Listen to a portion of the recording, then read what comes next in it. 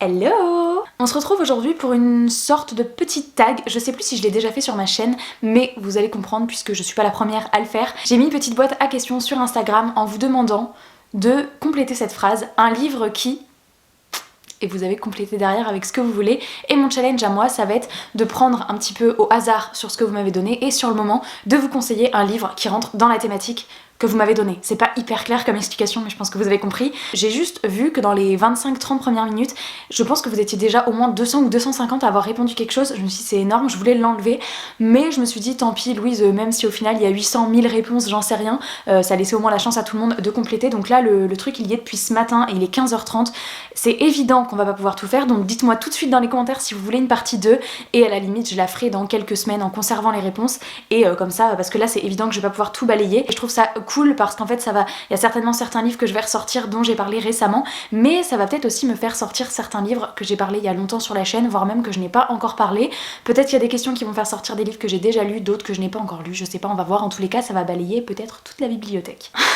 Truc sur le premier sur lequel je tombe, c'est une connerie de Tristan et à chaque fois il me met de la merde dans mes sondages. Alors la première que je tombe aléatoirement, un livre qui te rappelle ton enfance. Ah j'hésite entre deux, ça commence bien. Je commence déjà et je triche, mais à la fois il y a une BD et un roman, donc je vais passer de toute façon rapidement dessus. La première c'est la BD Chlorophylle et j'aurais pu choisir Sibylline aussi, puisque pour ceux qui me suivent, vous savez que c'est une BD que je lisais tous les ans quand je partais au ski avec ma famille. C'était disponible dans le chalet où on allait, la personne qui hébergeait avait toute la collection et chaque hiver je me disais c'est trop cool, dès que je vais arriver je vais retrouver toute la collection et je me les refaisais tous. J'ai décidé de m'acheter toutes les intégrales, donc voilà, ce sont des BD avec des aventures de petits animaux, notamment Petite Souris, personnage principal, et ça c'est vraiment ma jeunesse purement. Mais si on veut parler,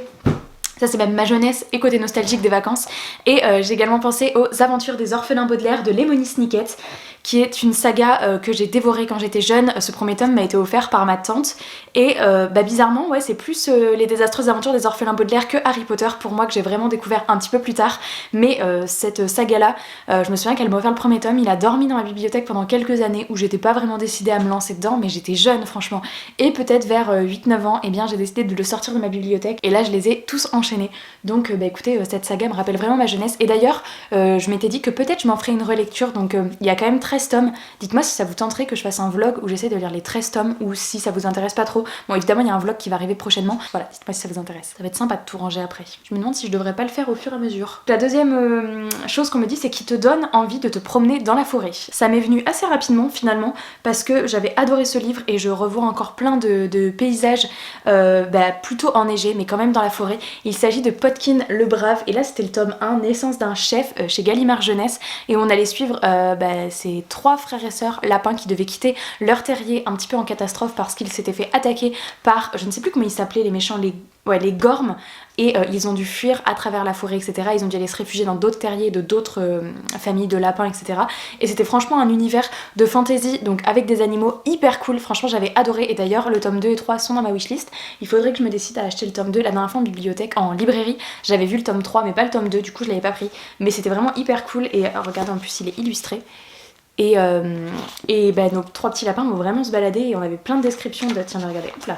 Voilà, dans ce genre de décor. Donc il neige, mais c'est en forêt, et ouais, ça m'a fait directement penser à ce livre là. Et si vous aimez la fantasy jeunesse, franchement foncez, c'était vraiment trop cool. Bon, je l'ai lu que le tome 1, mais c'était vraiment génial. Le prochain livre c'est le livre qui te donne envie de redevenir une enfant. Bah là tout de suite ça m'a fait tilt avec l'une de mes dernières lectures. Je vous en ai pas encore parlé, donc je vais en parler très peu et ça arrivera dans un prochain update lecture, mais il s'agit de Jack et la grande aventure du cochon de Noël de J.K. Rowling, publié aux éditions Gallimard. Il est sorti en fin d'année 2021, et on est dans une histoire où on va suivre Jack qui est un enfant et qui a un cochon en peluche depuis qu'il est tout petit. C'est vraiment genre c'est son meilleur ami, son confident, enfin c'est son doudou quoi, jusqu'au jour où il va perdre son doudou. Enfin c'est même un peu plus tragique que ça, mais je vous passe les détails, si vous le lisez vous découvrirez vous-même. La chance qu'il a, c'est qu'on est à la nuit de Noël, et la nuit de Noël il peut y se passer quelque chose de magique et il va pouvoir rejoindre le royaume des choses perdues, et à ce moment là va s'en suivre toute une grande aventure pour qu'il puisse retrouver son cochon en peluche,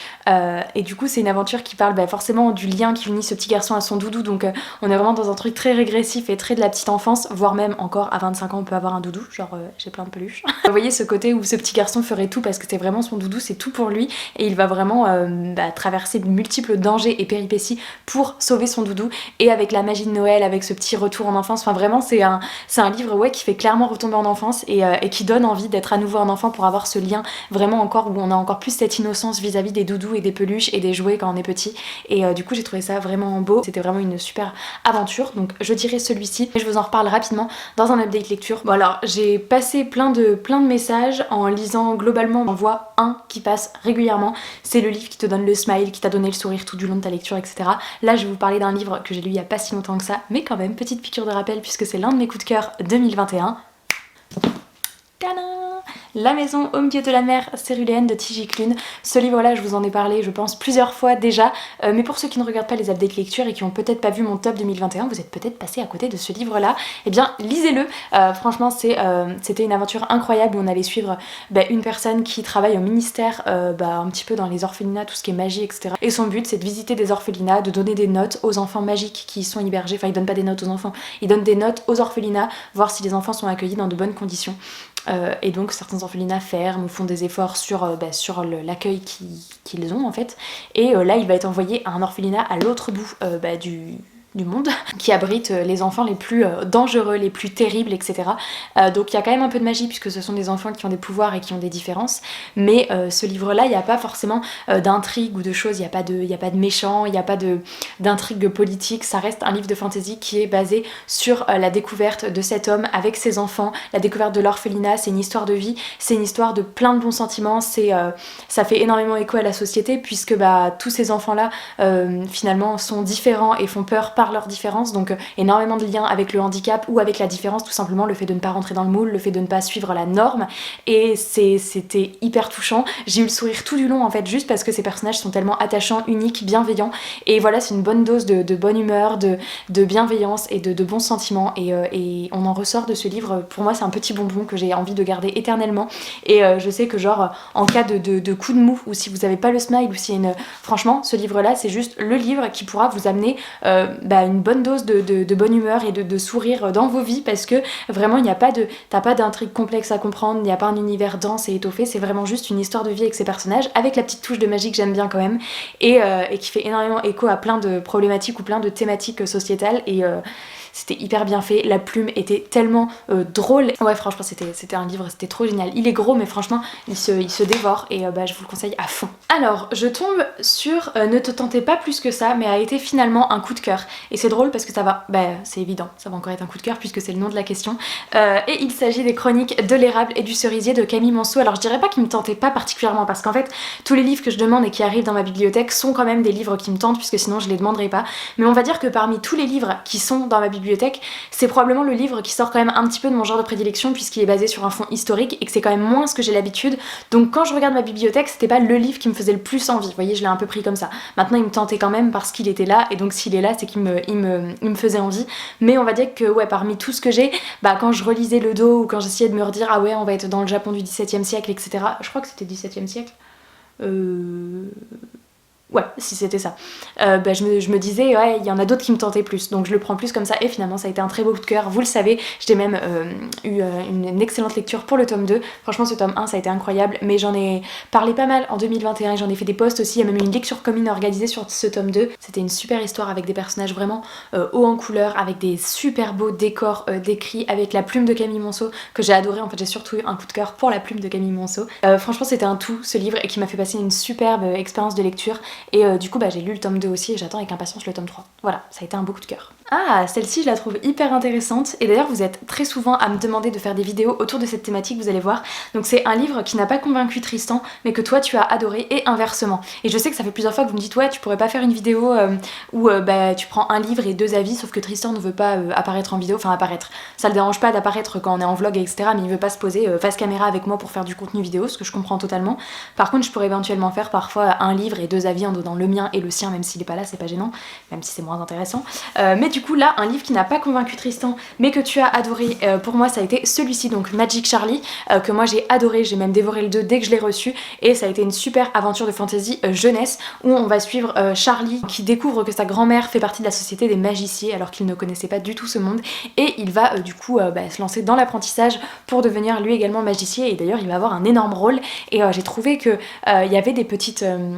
inspirations à la Harry Potter, mais que pour autant Audrey Alouette a vraiment une originalité que j'avais pas vue dans d'autres jeunesses, et j'ai trouvé ça hyper cool, la magie qu'elle a dépeinte, l'intrigue qu'il y avait au fond, l'aventure que Charlie va traverser, les personnages je les adore, vraiment je les surkiffe. En fait il y a tout ce qui rassemble un bon jeunesse pour moi, une plume qui est assez rythmée, qui est assez addictive, etc. Des personnages hyper attachants, la magie, le système de magie qui était hyper intéressant à suivre, un peu d'humour, voilà, un petit peu de frisson quand même pour nos personnages, vraiment j'avais trop kiffé. Tristan lui ce qu'il avait pas aimé, c'était tout simplement que pour lui c'était trop jeunesse, il lit de la jeunesse mais quand même moins que moi, et là il a pas été captivé de fou, d'ailleurs il a pas lu le tome 2 et il ne le lira pas, donc ça veut bien dire qu'il n'a pas spécialement aimé, alors que moi on n'était pas sur le coup de cœur mais quand même pas loin. J'attends de voir vraiment quand j'aurai terminé cette saga si c'est une saga coup de cœur, mais c'est vraiment un jeunesse que j'ai vraiment adoré. Du coup inversement, un livre que lui a adoré et que moi j'ai été déçue de fou, Bord de terre de Julia Thévenot. Ce livre-là, ça a été une de mes plus grosses déceptions l'année où je l'ai lu. Ça devait être il y a 2 ans. Et j'en attendais, franchement, quand je l'avais vu en librairie, j'en avais encore entendu parler nulle part sur les réseaux sociaux. J'ai vu la couve, j'ai dit à Tristan, elle est magnifique. Et j'ai lu derrière qu'on parlait d'un univers parallèle, que le personnage principal était autiste. Et que vraiment, l'univers parallèle, c'était un truc assez atypique. Il y avait des créatures étranges, des châtelains qui pêchent des cailloux, des gamins qui chantent pour faire tourner un moulin. Du coup on allait suivre Inès et Tristan qui allaient visiter qui allait tomber dans cet univers parallèle, et Tristan est autiste dans le livre, et franchement je me disais oh là là, déjà un univers de fantasy avec un personnage autiste, moi ça me captivait de fou, et en plus dans un univers de fantasy avec tout ce que j'aime. Et j'ai trouvé ça long, et puis j'ai pas adhéré à la plume, j'ai trouvé ça hyper fouillis, j'ai pas réussi du tout à m'attacher à Tristan et Inès, franchement leur sort, mais ça me passait là. Je pense que je suis passée complètement à côté de ma lecture, et ouais, j'ai pas adhéré du tout. L'univers, j'avais pas du tout envie d'y replonger, donc quand je mettais ma lecture en pause, j'étais là en mode ah ouais, faut que je finisse mon livre. Enfin franchement j'ai failli de l'abandonner à de nombreuses reprises, mais je me suis dit que je voulais aller jusqu'au bout. Par contre je comprends complètement pourquoi il a plu, parce que l'univers est tellement dense et fouillé, et il y a quand même plein de choses qui sont hyper originales, que je me dis franchement si on est réceptif à la plume et au personnage, enfin je pense que le reste suit, et que du coup on peut être à fond, parce que vraiment elle a fait un beau travail dans son livre, et ça je dénigre pas ça, c'est juste que vraiment moi j'ai pas du tout été captivée, j'ai pas été attachée par les personnages, leur quête je m'en fichais royalement, et la plume m'a pas spécialement embarquée, donc je subissais ma lecture plus que je ne la vivais quoi. Alors je tombe sur un livre qui a changé ta vie. Je fais un lien tout de suite, attendez, j'aurais bien envie de parler d'Eragon, parce que pour ceux qui me suivent depuis longtemps je l'ai déjà dit plusieurs fois, mais quand on est rentré chez un bouquiniste en 2016 avec mes parents et qui m'ont dit choisis s'il y a une saga qui te fait envie, et que j'ai choisi les 4 tomes d'Eragon et que je les ai lus la semaine suivante et que j'en ai parlé sur Instagram. À l'époque je savais pas du tout que ce compte Instagram d'ailleurs qui s'appelait, je sais même pas comment il s'appelait à l'époque, je pense que c'était Louise. avec mon nom de famille, et je savais pas du tout que mon compte Instagram allait se transformer en compte Bookstagram, et que j'allais ouvrir un blog et une chaîne YouTube, et qu'aujourd'hui j'en vivrais. C'est parti de cette saga. D'ailleurs là je prends le tome 4 pour me rappeler un petit peu, honte sur toi Louise, tu ne l'as pas lu. Voilà. Donc certes, Eragon a changé ma vie, parce qu'aujourd'hui, tout a commencé, tout est parti d'Eragon finalement, mais j'ai jamais fini la saga. Après je suis tombée dans l'engrenage de toutes les sagas et de tous les livres à lire, et j'ai jamais fini. Et ça aussi ça fait partie des objectifs 2022. Dites-moi si vous voulez une vidéo plutôt sur... D'ailleurs dites-moi si plutôt, parce que je vais pas le faire avec toutes les sagas, il y a soit Eragon, soit les désastreuses aventures des orphelins Baudelaire, ou les chroniques lunaires. C'est les 3 sagas que j'aimerais relire cette année, et du coup je peux faire un peu un vlog sur l'une de ces sagas, ou les 3 si vraiment ça vous intéresse à fond sur les 3, mais sinon dites-moi sur quelle saga ça vous intéresserait en priorité que je fasse un vlog de relecture. Donc sachant que Eragon ce serait la seule saga où en plus il y aurait une découverte, puisque le tome 4 je ne l'ai jamais lu, mais voilà. Après ça se trouve ce concept de vidéo de relecture de saga ne vous intéresse pas, et dans ces cas là dites-le moi aussi, mais je trouvais ça sympa, surtout que moi ça peut me challenger à tous les lire et à faire ça en vlog, donc voilà, sur ces 3 sagas là. Donc en tous les cas Eragon aujourd'hui oui je peux dire qu'il a changé ma vie, parce que peut-être que je n'en serai pas là. Promis, je vais bientôt te lire. Alors je viens d'avoir un livre qui m'a fait chercher pendant un petit moment quand même, et d'ailleurs j'ai même dû aller revérifier auprès de Tristan, voir s'il était d'accord avec moi, puisque là on me demande un livre qui n'a aucune romance en young adulte, et c'est super dur. Et d'ailleurs c'est ce que je reproche en général aux genre young adultes, c'est que j'ai l'impression que pour que ça fonctionne, il faut forcément qu'à un moment donné, s'il y a un protagoniste masculin et féminin, quand même maintenant on voit dans le cas où deux féminins ou deux masculins, ce qui est un peu plus original, mais vraiment l'un des gros clichés, c'est s'il y a un gars, une fille de 17 ans qui se croisent, ils ne peuvent pas faire route commune sans tomber amoureux. J'ai réussi à trouver, je crois, alors ceux qui l'ont lu, s'il y en a une à un moment donné, c'est que j'ai oublié, mais en tous les cas elle devait pas être très forte parce que j'en ai pas du tout de souvenir. J'ai choisi Alma, le vent se lève de Timothée de Fombelle, qui est donc un roman young adulte, bon, qui pourrait même être classé en jeunesse, il est entre les deux, mais en tous les cas je crois qu'il n'y a pas une once de romance. Alors il y a à un moment donné un personnage qui est amoureux d'un autre personnage, mais c'est absolument pas partagé, donc on n'est pas du tout sur une romance, du coup ce livre là, je crois qu'il n'y a pas de romance. Alors par contre j'ai pas lu le tome 2, peut-être que dans le tome 2 il y a une romance qui naît quelque part entre deux personnages, dans tous les cas c'est sûr que c'est pas le thème principal, mais en général c'est même pas le thème principal, c'est juste qu'à un moment donné on nous met deux personnages qui sont amoureux, et c'est vrai que c'est très dur de trouver un livre qui ne rentre pas dans ce schéma là. Donc en tous les cas sache que si tu veux absolument un livre, et qui en plus a été un coup de cœur de mon année 2020, fonce sur cette saga, elle est incroyable, et il y a pas de romance. Un livre qui te donne envie de découvrir une ville, d'ailleurs je sais pas du tout si la vidéo va être trop longue, je vais peut-être bientôt m'arrêter, il m'en reste tellement encore à faire, vraiment je suis pas au 10e j'ai l'impression de ce que j'ai reçu, donc vraiment n'hésitez pas à me dire si vous voulez une deuxième partie, je me ferai un plaisir parce que je trouve ça trop stylé en fait et j'ai envie de répondre à tous, et voilà, donc vous ne soyez pas déçus si j'ai pas fait figurer, j'ai vraiment fait aléatoire, il y a tellement de trucs intéressants mais je peux pas répondre à tout, donc voilà. Donc un livre qui te donne envie de découvrir une ville, j'ai tout de suite pensé aux Illusions de Saveloire de Manon Fargeton, qui de mon souvenir était une ville incroyable où je me disais mais j'ai tellement envie d'y être, et ça avait notamment contribué à mon coup de cœur parce que c'est un endroit où je me sentais tellement bien, où en fait on décrivait, de toute façon on le voit un petit peu sur la couverture, typiquement avec des maisons dans les arbres, des cabanes en bois, de liane en liane, vraiment moi je vois un truc, j'ai l'impression que j'arrive dans une espèce de petite clairière dans des teintes très vertes, orangées, etc., un peu automnales, avec des magnifiques cabanes, mais pas cabanes hyper rustiques, genre vraiment cabanes bien élaborées avec des ponts suspendus, vraiment moi ça me fait trop rêver, hein, ambiance très féerie, et ouais clairement si j'avais pu aller dans cette ville, alors juste visiter la ville et repartir, parce qu'après c'est pas cool du tout ce qui s'y passe. En vacances vraiment j'adorerais aller là-bas. Alors je vais en faire encore 2 ou 3 je pense, et puis après on va s'arrêter. On me demande un livre dont tu n'as encore jamais parlé sur la chaîne, et je vous jure que j'ai regardé toute ma bibliothèque, je pense qu'ils sont tous au moins apparus une fois, parce que ce soit en book haul ou autre, et du coup j'ai un peu galéré. Je sais pas si celui-là j'en ai déjà parlé, en tout cas si j'en ai parlé c'est uniquement en book haul puisque je ne l'ai pas lu, donc je vais pas pouvoir vous dire grand chose de plus aujourd'hui, mais ça me rappelle qu'il est là et qu'il me fait très envie. Et il s'agit de La guerre des mues de Lisa Fiedler. Est-ce que j'ai besoin de vous dire pourquoi j'avais craqué sur ce livre ? Voilà. On peut être petit et avoir le cœur grand, et en fait on va suivre Hooper qui se retrouve plongé dans une guerre de territoire entre les chats et les rats, et eh bien il va devoir rétablir la paix et il va devoir faire preuve d'un grand courage et accepter le secret qui entoure sa naissance. Et je n'en sais pas plus, je n'en ai jamais entendu parler, j'avais dû le trouver d'occasion un jour et puis je m'étais dit oh toi tu viens avec moi, et donc c'est un petit jeunesse, il y a plusieurs tomes, hein, il me semble que c'est une saga, mais genre ça doit dater parce que genre attendez je vais regarder l'année de sortie, ça a au moins 4-5 ans, je dirais 5 ans même plus.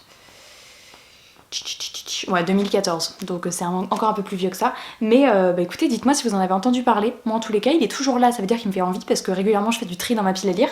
mais je vous en ai jamais parlé sur la chaîne parce que je l'ai jamais lu. Voilà. Alors j'ai un livre qui te donne envie de le lire en une journée, et je vais vous montrer en fait ma lecture en cours que j'ai commencé ce matin, et j'ai qu'une hâte, c'est finir de filmer pour aller le lire. Et genre, alors je sais pas si je vais arriver à le lire parce qu'après j'ai quand même du montage, donc mais en tous les cas ça me donne vraiment envie de le dévorer sur la journée, et c'est marrant parce que quand Tristan l'a lu, il l'a lu sur une journée aussi, donc ça fait vraiment cet effet là. Et il s'agit de Prospérine, virgule point et la phrase sans fin de Laure d'Argelos, publié aux éditions Rivka. C'est un trop bel objet livre, vraiment trop joli en hardback, et qui a une mise en page, alors vous voyez là pour l'instant je suis que là, donc mais bon je l'ai commencé tout à l'heure et je suis déjà à la page 70 et il me fait hyper envie, j'ai trop envie d'y retourner. Et il y a une mise en page assez atypique avec parfois des pages sombres comme ça, ou des mises en page de texte un petit peu particulières, voilà. Après je vous montre pas tout pour vous laisser la surprise, j'adore, vraiment je suis à fond dedans, je vous en parle plus dans un prochain update lecture qui devrait arriver peut-être pas la semaine prochaine mais la semaine d'après sur la chaîne, parce que ça fait un petit moment que j'en ai pas fait. À la fois j'ai mis 20 jours à lire mon premier livre de l'année 2022, donc que voulez-vous, si je lis pas je peux pas faire d'avis lecture, mais en tous les cas celui-ci va être lu bien plus rapidement que 20 jours. Alors est-ce qu'il sera fini aujourd'hui? Je pense pas parce que je vais encore avoir pas mal de travail après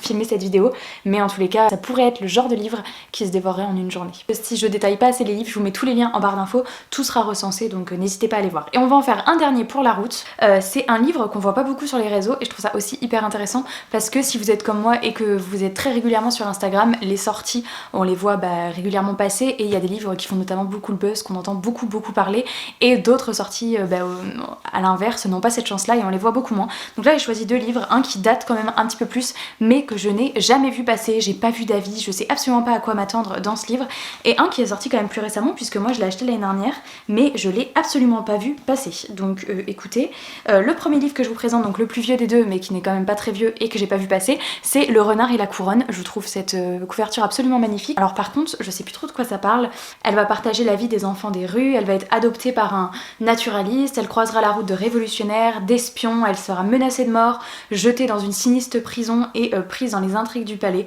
Donc c'est vraiment une histoire d'aventure mais en Europe, donc clairement je crois que je pense que c'est sur fond historique quand même. Anna s'apprête à vivre un destin hors du commun, donc c'est quand même une fiction, mais écoutez il me faisait super envie, mais comme c'était un peu comme les chroniques de l'érable et du cerisier, il y a souvent un livre qui passe devant parce que ça reste mine de rien un roman où il n'y a pas l'air d'avoir de la magie ou de la fantaisie etc, et donc qui est moins dans mon genre de prédilection, mais écoutez, dites-moi si vous avez déjà vu passer ce livre ou si vous l'avez lu, si vous fait envie. Non mais regardez le dos, c'est trop joli. Le travail éditorial sur ce livre, c'est magnifique. Magnifique. Et quand il est rangé dans la bibliothèque, on voit cette petite tête de renard là. Très belle. Et le deuxième que j'ai choisi, qui du coup lui est sorti l'année dernière, il me semble, enfin en tout cas moi je l'ai acheté l'année dernière. Ouais, 2021. Eh bien c'est La montagne qui m'a sauvée, toujours pareil avec une magnifique couverture. Là c'est aux éditions L'École des loisirs et avec cette montagne qui a une tête de loup, trop jolie. Et là on va suivre Ellie qui, suite à la Grande Dépression, donc on est dans les années 1800 peut-être, quitte sa maison de ville donc avec sa famille et ils décident de refaire un petit peu leur vie en partant dans la forêt etc. Et son père est malade et elle a entendu dire, il y a une légende qui dit qu'en haut de la montagne il y aurait une sorcière qui aurait des pouvoirs et donc peut-être qu'elle pourrait soigner son père. Je sais pas trop à quoi m'attendre avec ce livre, est-ce que c'est un truc un peu fantasy, un peu, et à la fois on parle quand même de la Grande Dépression qui est un événement historique, donc c'est peut-être de la fantasy sur fond historique, ça mélange peut-être encore là plusieurs genres. En tous les cas celui-ci non plus je trouve qu'on l'a pas beaucoup vu passer sur les réseaux sociaux et du coup j'ai pas entendu d'avis, donc parfois c'est pas plus mal, on peut se lancer dans un livre sans trop savoir à quoi s'attendre. Là encore le travail éditorial est magnifique avec ses rabats et tout, enfin franchement trop joli celui-ci. Dites-moi là aussi si vous l'avez lu et ce que vous en avez pensé. Bon on va s'arrêter là, même si c'est très frustrant pour moi parce que il en reste trop que j'ai envie de faire. En tous les cas j'espère que cette petite vidéo vous aura plu, n'hésitez pas à me dire comme je vous dis au début de la vidéo si vous voulez un épisode 2, moi je me ferai un grand plaisir de vous la tourner. N'hésitez pas si à certaines de mes propositions vous auriez pensé à d'autres livres comme ça qui vous seraient venus en tête. Si vous vouliez absolument une réponse à votre petite question et que vous avez participé sur Instagram, et bien écoutez, remettez-la moi en commentaire et puis je vous répondrai en commentaire si j'ai les idées sur le moment qui me viennent. Voilà, j'espère que cette vidéo vous aura plu, merci à tous ceux qui ont participé sur Instagram et puis je vous attends en commentaire pour discuter de tout ça. Moi je me suis trop amusée à la faire, bon maintenant il faut que je range tous les livres. Merci à tous d'avoir regardé cette vidéo, je vous fais plein de gros bisous et je vous dis à la semaine prochaine dans une nouvelle vidéo. Ciao!